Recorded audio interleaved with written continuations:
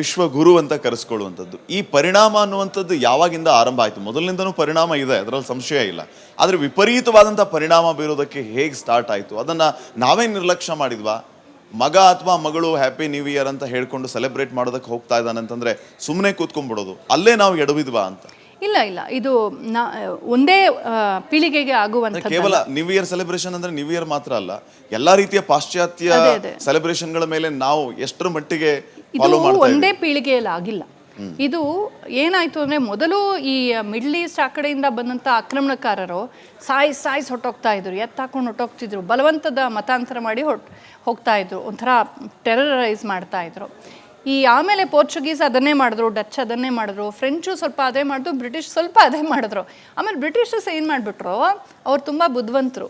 ಅವ್ರು ನೋಡಿದ್ರು ಭಾರತೀಯರ ಈ ಹೋರಾಟದ ಒಂದು ಭಾವ ಇದೆಯಲ್ಲ, ಇದು ನಾವು ಎಷ್ಟು ಸಾಯಿಸಿದ್ರು ಪ್ರಾಣ ಕೊಟ್ಟು ಹೋರಾಡ್ತಾರೆ, ಇವ್ರಿಗೆ ಇಂಥ ಒಂದು ಸ್ವಾಭಿಮಾನ ಎಲ್ಲಿಂದ ಬರುತ್ತೆ ಅಂತ ಒಂದು ಕಥೆ ಇದೆ. ಮೆಕಾಲೆ ಅವನನ್ನು ನಮ್ಮ ಟೆಕ್ಸ್ಟ್ ಬುಕ್ಸಲ್ಲಿ ಲಾರ್ಡ್ ಅಂತ ಹೇಳ್ತಾರೆ. ಕಚ್ಚಡ, ಅವನೊಬ್ಬ ಮಹಾ ಮತಾಂಧ ದುಷ್ಟ, ಅವನು ಕಪಟಿ.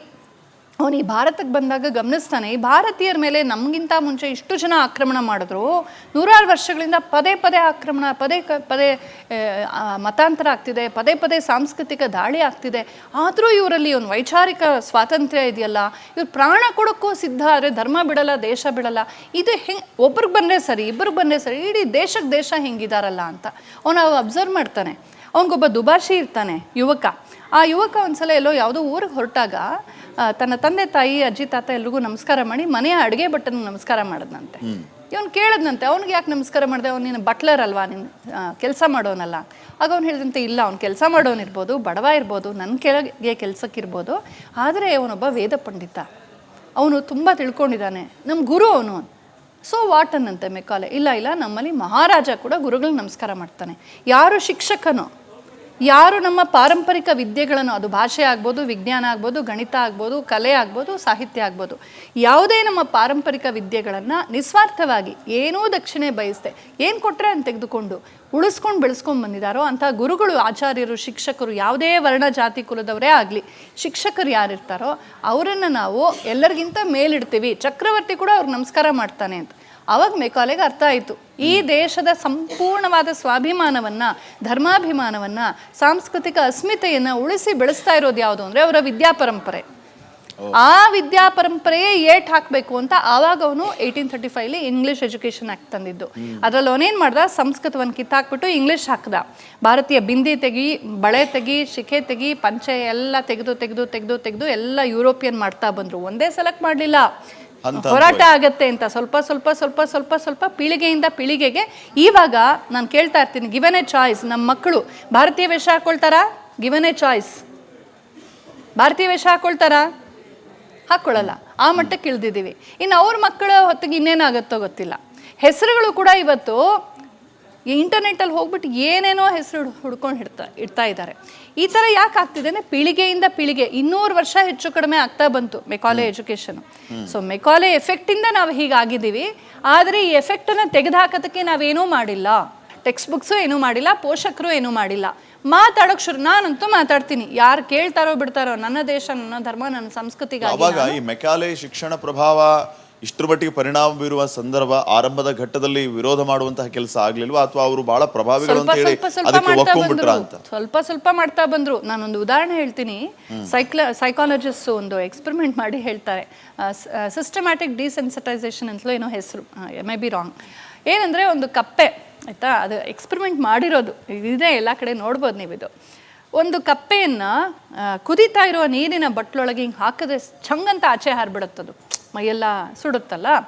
ಇದೊಂದು ರೆಕಾರ್ಡ್ ಮಾಡಿಕೊಂಡ್ರು. ಆಮೇಲೆ ಅದೇ ಕಪ್ಪೆಯನ್ನು ಇನ್ನೊಂದು ಪಾತ್ರೆಯಲ್ಲಿಟ್ಟರು, ತಣ್ಣಗಿರೋ ನೀರಲ್ಲಿ ಹಾಕಿದ್ರು, ಅಲ್ಲೊಂದಷ್ಟು ತಿನ್ನೋದಕ್ಕೇನೇನೋ ಪದಾರ್ಥಗಳನ್ನಿಟ್ಟರು. ಕಪ್ಪೆ ಖುಷಿ, ಏನು ಹುಡ್ಕೊಂಡು ಹೋಗಬೇಕಾಗಿಲ್ಲ, ಕುಳಿತಲ್ಲೇ ತಿನ್ಕೊಂಡು ಆರಾಮಾಗಿತ್ತು. ಕೆಳಗಡೆ ಮೆಲ್ಲಗೆ ಅದನ್ನು ಬಿಸಿ ಮಾಡೋಕ್ಕೆ ಶುರು ಮಾಡಿದ್ರು. ಎಷ್ಟು ನಿಧಾನವಾಗಿ ಬಿಸಿ ಮಾಡಿದ್ರು ಅಂದರೆ, ಆ ನೀರು ಸ್ವಲ್ಪ ಬೆಚ್ಚಗಾಗ್ತಾ ಬಂತು, ಕಪ್ಪೆಗೇನು ಕಷ್ಟನೇ ಆಗಲಿಲ್ಲ. ಮತ್ತೆ ಒಂದು ಸ್ವಲ್ಪ ಆಹಾರ ಹಾಕೋದು, ಅದು ಆಚೆ ಬರದೇ ಇರೋ ಹಾಗೆ ಮತ್ತೆ ಆಹಾರ ಹಾಕೋದು, ಅದು ಆಹಾರ ಅಲ್ಲೇ ಸಿಗುತ್ತೆ, ತಿನ್ಕೊಂಡು ಅಲ್ಲೇ ಇರೋದು. ಕ್ರಮೇಣ ಅದರ ದೇಹ ಆ ಒಂದು ಬಿಸಿಗೆ ಹೊಂದ್ಕೊಂಡು ಎಷ್ಟು ಆರಾಮ ಆಗೋಯ್ತು ಅಂದರೆ, ಬರ್ತಾ ಬಿಸಿನ ಜಾಸ್ತಿ ಮಾಡಿದ್ರು, ಅದರ ಚರ್ಮ ಸುಟ್ಟೋದ್ರೂ ಕೂಡ ಅದಕ್ಕೆ ಅಲ್ಲಿಂದ ಆಚೆ ಬರಬೇಕು ಅಂತಲೇ ಅನಿಸ್ಲಿಲ್ಲ.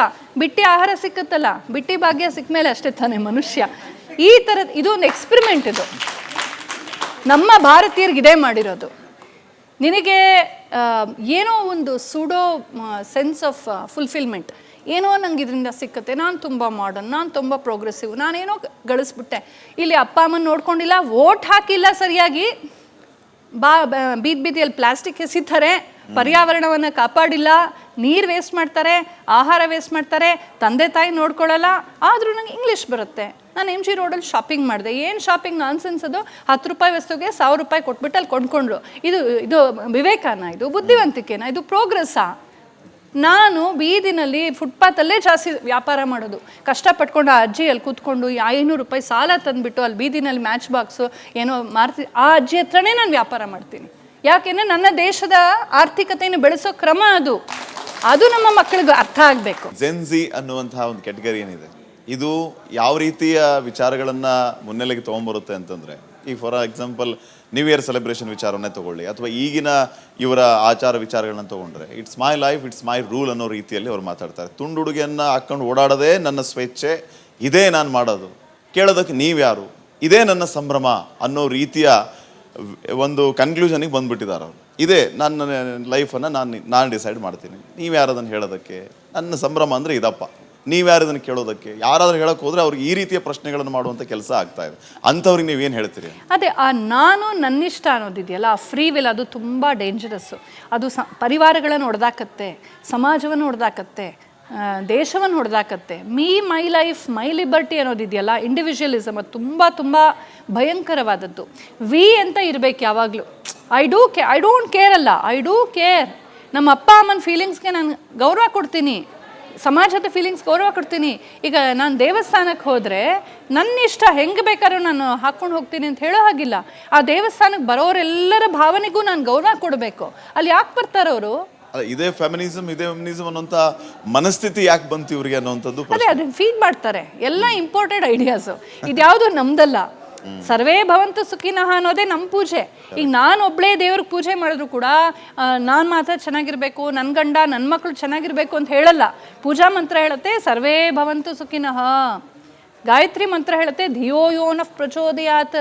ಒಬ್ಬ ಕೂತ್ಕೊಂಡು ಅಲ್ಲಿ ಸಂಧ್ಯಾವನ್ನೇ ಮಾಡಿದ್ರು, ಗಾಯತ್ರಿ ಜಪ ಮಾಡಿದ್ರು, ಧಿಯಃ ನಃ ಪ್ರಚೋದಯಾತ್, ನಮ್ಮೆಲ್ಲರ ಪ್ರಜ್ಞೆಗಳು ಜಾಗೃತವಾಗಲಿ ಅಂತ ಹೇಳ್ತಾನೆ. ಇದು ಭಾರತೀಯ ಸಂಸ್ಕೃತಿ.